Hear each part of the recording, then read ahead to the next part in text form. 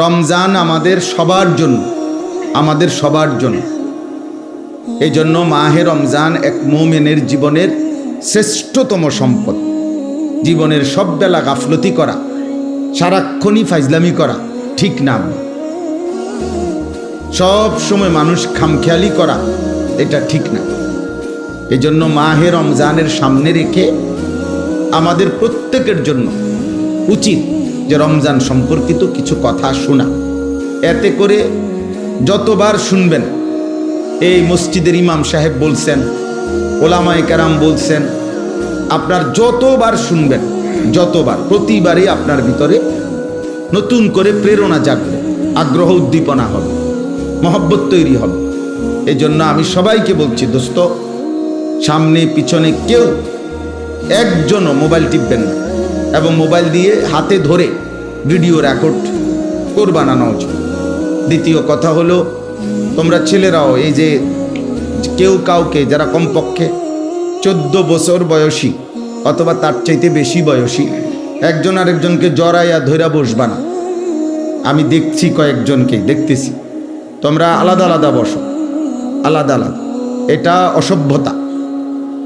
14 বছরের পরে যারা বয়স 14 থেকে 15, এই 1 বছরের ভিতরে একটি ছেলে বালেগ হয়, সাবালক হয়। এই 1 বছরের ভিতরে যে কোনো দিন তার প্রথম বীর্যপাত হয়। এতে করে সে প্রাপ্তবয়স্ক হয়। শরীয়তের ভাষায় ইসলামের যাবতীয় হালাল হারামের বিধান তার উপরে বর্তায় তখন।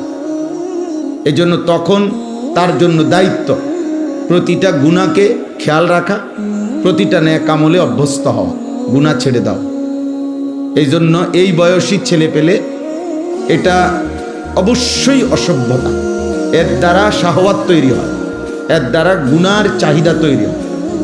এটা অনেক সময় তোমরা ভাবো, বুঝো না আর কি, মনে করছো বন্ধু, আমরা ফ্রেন্ড, এই জন্য একজন আরেকজনকে জোরে চাপ দিয়ে জড়ায় ধরল না। এটা ঠিক না, এটা ঠিক না, উচিত না। এজন্য ব্যক্তি জীবনেও এটা খেয়াল করা উচিত। কোনোভাবেই নিয়ম হলো গুনাহ থেকে বাঁচার একটা মাধ্যম এটাও, যেই পরিবেশে, যেই অবস্থায়, যেই কারণে গুনাহ হইতে পারে তার থেকে আগের থেকেই দূরে থাকা। কোরআনুল কারীমের মধ্যে আল্লাহ তাআলা বলছেন, তিলকা হুদুদুল্লাহ ফালা তাকরাবুহা। আমি আল্লাহ যা নিষেধ করেছি তা আমি আল্লাহর সীমারেখা, আমি আল্লাহ দাগ দিছি এখানে, এটা এরপরে আসা নিষেধ। ধরেন আল্লাহ বলেন এটা আমার সীমানা, প্রতিটা হারাম আমি আল্লাহর সীমারেখা। ফালা তাকরাবুহা, তোমরা হারামের কাছে না, শুধু হারামের কাছাকাছি, মানে দূরের থেকেই সরে থাকো, কাছেও যেও না। একেবারে যেই দাগ দিছে এই দাগের উপরে তো আসবাই না, বরং দাগের কাছেও আসবা না, আরো দূরের থেকে সরে যাবে গুনাহ। এই কথা কোরআনে বারবার আছে। হযরত আদম এবং হাওয়া আলাইহিমাস সালাম সর্বপ্রথম যেদিন ওনাদেরকে আল্লাহ তাআলা নিষেধ করছেন যে তোমরা ওই নির্দিষ্ট গাছের কাছে যেও না, ফল খেও না জান্নাতের মধ্যে, ওইখানে ওই দিন নিষেধের বেলায় আল্লাহ তাআলা এই শব্দটা প্রথম দিনই ব্যবহার করছে, ওয়ালা তাকরাবা হাদিহিস শাজারা, তোমরা দুইজন এই গাছের কাছেও যেও না। মানে গাছের সামনে তো যাইবাই না, গাছে দেখা যায় এমন কাছেও যাইও না। এই গুনার ক্ষেত্রে নিয়ম হলো গুনাহ করবে না এটা না, গুনার কাছেও যেও। ওয়ালা তাকরাবুজ জিনা, এই যে কোরআনের শব্দ, তোমরা জিনা হইতে পারে ব্যভিচার, মানে লজ্জাস্থানের নাফাক ব্যবহার, লজ্জাস্থান দ্বারা যে কোনো গুনাহ এটাকে জিনা বলে। এরকম কিছু হতে পারে যার দ্বারা, যেই পরিবেশ, যেই কারণে, তো তার কাছেও যেও, আল্লাহ নিষেধ করছে, কাছেও যেও। আল্লাহ তাআলা বলছে ওয়ালা তাকরাবুল ফাওয়াহিশা মা যাহারা মিনহা ওয়া মা বাতান, অশ্লীলতা বেহায়াপনার কাছেও যেও, কাছেও যেও। এই জন্য এটা গুরুত্বপূর্ণ। এই শব্দটা বারবার আছে কোরআন শরীফ, ওয়ালা তাকরাবা ওয়ালা তাকরাবু, কাছেও যেও না, গুনার কাছেও যেতে নাই, গুনার কাছেও যেতে না, মায়া জালের মতো গুনাহ। অর্থাৎ গুনার কাছে যদি কেউ যায় তো গুনাহ তাকে টেনে নিয়ে যায়, তাকে আস্তে আস্তে অল্প অল্প করে একটু একটু করে তাকে গুনার দিকে এগিয়ে নিয়ে যায়। কেউ একদিনেই হয়তো সব গুনায় অভ্যস্ত হয় না। কোনো মদখোর একদিনেই মদ খায় না, নেশাখোর, নারী লোভী, চরিত্রহীন, কিন্তু একদিন এই নিজেকে ছেড়ে দিলে, হারামের ব্যাপারে কেউ যদি তাসাহুল করে, মানে যা নিষেধ তার ব্যাপারে যদি কেউ অবহেলা করে, একটু আধটু হইলে কিচ্ছু হইতো না, না এই একটু আধটু একদিন তাকে পূর্ণ গুনার মধ্যে লিপ্ত করে ফেলে। এই জন্য এটা জরুরি, এই জন্য এটা জরুরি ভাই। সব সময় যদি মনে করো জীবন মানেই খামখেয়ালি, জীবন মানেই হাসি ঠাট্টা মজাক, জীবন মানেই তামাশা, এটা উচিত না। একজন সুস্থ স্বাভাবিক মানুষের সব কিছু বন্টন করা। বিবেকবান মানুষ বলে তাকে যে তার কর্ম বন্টন করে, কাজ, আমার খাওয়ার টাইম কতক্ষণ, আমার বিশ্রাম কখন, আমার পড়ালেখা কখন, আমার উপার্জনের জন্য ফিকির কখন, আমার নামাজের টাইম কখন, এইভাবে ভাগ কর। নয়তো নামাজের টাইম নির্ধারণ করে কেন যে 7:30টায় এশার জামাত, 4:30টায় আসরের জামাত, এরকম টাইম ঠিক করে কেন? আল্লাহ তাআলা মানুষের কাজকে সময়ের সাথে বন্টন করে দিছে, বন্টন করে দিছে। হযরত আব্দুল্লাহ ইবনে মাসউদ রাদিয়াল্লাহু তাআলা আনহু তিনি বলতেন যে আমি আমার হায়াতের ওই মিনিট, ওই সেকেন্ডকে অনর্থক মনে করি যে সেকেন্ড আমার আখিরাতের কোনো কিছু অর্জন হয় নাই। তিনি বলতেন আমি আফসোস করি আমার ওই সময়টুকুর জন্য, যে সময়টুকু আমি আমার পরকালের জন্য কোনো পুঁজি সংগ্রহ করতে পারি। কোরআনুল কারীমের মধ্যে আল্লাহ তাআলা সময়কে ভীষণ গুরুত্ব দিয়েছেন, আলাদা আলাদা করে। ওয়াল ফজর, আল্লাহ তাআলা বলছেন আমি আল্লাহ। এই ছেলে, কি ব্যাপার দোস্ত, ফাজলামি করো নাকি? আরে কি মস্কারি করো না? বিষয়টা কি কোনো পাত্তা দিলা না নাকি? হে আবার ওর লগে রসিকতা করে। আরে তুমি কি আমারে দেখো নাই আর কোনোদিন? সাবধান, তোমার চলে যাওয়ার অনুমতি আছে আব্বা, তুমি বাইরে গিয়া লাফাও, নইলে 2 ঠ্যাঙ্গাল গিয়ে দিয়ে, আমার কোনো আপত্তি নেই।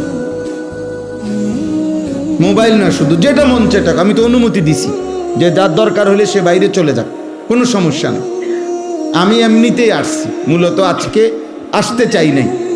ফেরদাউস ভাইকে অনেকবার বলছি যে নির্বাচন পর দিন না আসলেই ভালো হয়, এ কথার উপরেই ছিলাম। জুমার আগেও, গতকালকেও, তার আগের দিনও জুমার নামাজে দাঁড়াইছি। আর আমি আজকে নামাজ যখন পড়াইতেছি জুমা, আমার কেন জানি নামাজের সময় কথাটা মনে হয়েছে যে ওনারা যে নিষেধ করতেছি, যদি উনি রাগ করে। ও মকবুল ভাইরে নামাজের আগেও বলছি যে আসবো না, কিন্তু নামাজ অবস্থা হঠাৎ এই কথাটা 1 মিনিট আমার মনে হয়েছে যে যদি উনি রাগ করে। তো আবার নামাজের পরে ড্রাইভাররে বললাম আবু বকর ভাই আবার ফোন দেন, না যামু। এই হলো হালাত। এই জন্য দোস্ত আমি ব্যক্তিগতভাবে এটা পছন্দ করি না, আমি এই ব্যাপারে কঠোর। আমি শ্রোতা একজন হোক, কিন্তু গাফেল মানুষকে বলতে রাজি না, অমনোযোগী মানুষকে আমি বলতে রাজি না। যে কলস, আল্লাহ রাসূল সাল্লাল্লাহু আলাইহি সাল্লাম বলছেন যে কলসি উল্টানো, এই যে মনে করেন এই পানির বোতল, এটা যদি উল্টানো হয় এভাবে, তাহলে এখানে আটলান্টিক মহাসাগরের পানি ঢাললেও এটা পুড়বে না। কেন? এটা উল্টানো। এই জন্য যেই দিল উল্টানো, যেই দিল গাফেল, ওইটার কাছে যদি 30 পারা কোরআনও বাইটটা দেওয়া হয়, সে তো এটা উল্টাইয়াই রাখছে, কাম হইত, আর কোনো পরিবর্তন হবে না। কারণ সে তো কথার প্রতি কোনো মনোযোগই নাই তার। তো তারে আপনার ফিকির হইল শুনছি খিচুড়ি দিব, এটা দিব কোন সময়, অথবা 1 ফোঁটলা বিরিয়ানি দিবনি, খবর ল দিলে দিয়ে লাই তো কহুদা ঘুরাইয়া লাভ কি? বুঝলেন না? সাবধান আব্বা, মুসলমানের সন্তান প্রতি মুহূর্ত ফিকিরমান্দ হওয়া চাই, কাজের বন্টন সুস্থ স্বাভাবিক, এটা মানুষের পরিচয়। আল্লাহ তাআলা কোরআনুল কারীমের মধ্যে বলছেন ওয়াল আসর, আসরের কসম, ওয়াল ফজর, ফজরের কসম। আল্লাহ তাআলা কসম করছেন সময়ের আলাদা আলাদা। ওয়াল লাইলি ইদা ইয়াগশা, কসম করছি রাত্রির যখন তা পূর্ণ অন্ধকার হয়। এই যে আল্লাহ বলছেন ওয়ান নাহারি ইদা জাল্লাহা, কসম করছি দিনের যখন তা পূর্ণ আলোকিত হয়। এভাবে রাতের কসম করেছেন, দিনের কসম করেছেন, ফজরের কসম করেছেন, আসরের কসম করেছেন। ওয়ালায়ালিন আশরিন, 10 রাত্রির জিলহজ্জের আল্লাহ বলছেন কসম করছি। ওয়াদ্দুহা, সকালবেলার সূর্য যখন পূর্ণ আলোকিত হয়, ওই আলোকিত পূর্ণ সূর্যের ওয়াক্ত সময়ের কসম। ওয়াল্লাইলি ইদা সাজা, রাত্রি যখন পূর্ণ অন্ধকার হয় ওই সময়ের কসম। আল্লাহ তাআলা এইভাবে কখনো গভীর রাতের কসম, কখনো সন্ধ্যা রাতের কসম, কখনো ভোরের আলোর কসম, কখনো ফজরের ওয়াক্তের কসম, কখনো আসরের ওয়াক্তের কসম, কখনো 10 রাত্রির কসম। এভাবে আলাদা আলাদা সময়ের কসম করে আল্লাহ বলছে বান্দা সময় তোমার জীবনে প্রতি ঘন্টা মিনিট সেকেন্ড শতভাগ মূল্যবান, শতভাগ মূল্যবান। অ্যাম্বুলেন্সের পিছনে অনেক সময় লেখা থাকে, অনেক অ্যাম্বুলেন্সের পিছনে লেখা থাকে যেখানে প্রতিটি মুহূর্ত মূল্যবান। অর্থাৎ এই কারণে অ্যাম্বুলেন্স সর্বোচ্চ প্রায়োরিটি। রাস্তায় চলতে গেলে অ্যাম্বুলেন্সকে সর্বোচ্চ কি দেওয়া হয়, ছেড়ে দেওয়া হয়, যত জ্যাম হোক, যত ঝামেলা হোক, কারণ এখানে রুগীর প্রতি সেকেন্ড মূল্যবান। 1 সেকেন্ড দেরির কারণে রুগীটা মারা যাবে। এই জন্য যেখানে প্রতি মুহূর্ত মূল্যবান। আরবি কিতাব আছে, আরবি ভাষার প্রবাদ, আল ওয়াক্তু আনফাসুম লা তাউদু, সময় নিঃশ্বাসের মতো যার কখনো ফিরে আসে না। কোনো নিঃশ্বাস মানুষের আর ফিরে আসে না, এটা দ্বিতীয় নিঃশ্বাস, ওইটা তৃতীয় নিঃশ্বাস, আগের টান। কোনো সেকেন্ড আর আসে না, এটা তো চলে যাওয়ার সেকেন্ড। ইমাম শাফিঈ রাহমাতুল্লাহ আলাইহি বলছেন যে আমাদের জীবনে আছে কি, যে ওয়াক্ত চলে গেছে সে তো চলেই গেছে, যে ওয়াক্ত আসবে সে তো আমি জানি না আমার জন্য আসবে কিনা। কাজেই সময় আমার কতটুক, এই মুহূর্তটাই, প্রতি মুহূর্ত যেই মুহূর্তে আমি আছি এই মুহূর্তেই আমার সময়। কারণ আগামীর মুহূর্ত আমার জীবনে আসে না নাই তার তো কোনো নিশ্চয়তা নাই। পিছনের মুহূর্ত তো চলেই গেছে, তাকে তো আর ধরে আনার সুযোগ নেই। পিছনের কোনো মুহূর্ত আর আনা যাবে না। আগামীর কোনো মুহূর্তের নিশ্চয়তা আছে, তাহলে এই শুধু এখনই সময়, এটুকু সময়। পিন পয়েন্ট ধরলে তো আরো মানুষের বর্তমান নাই বললেই চলে।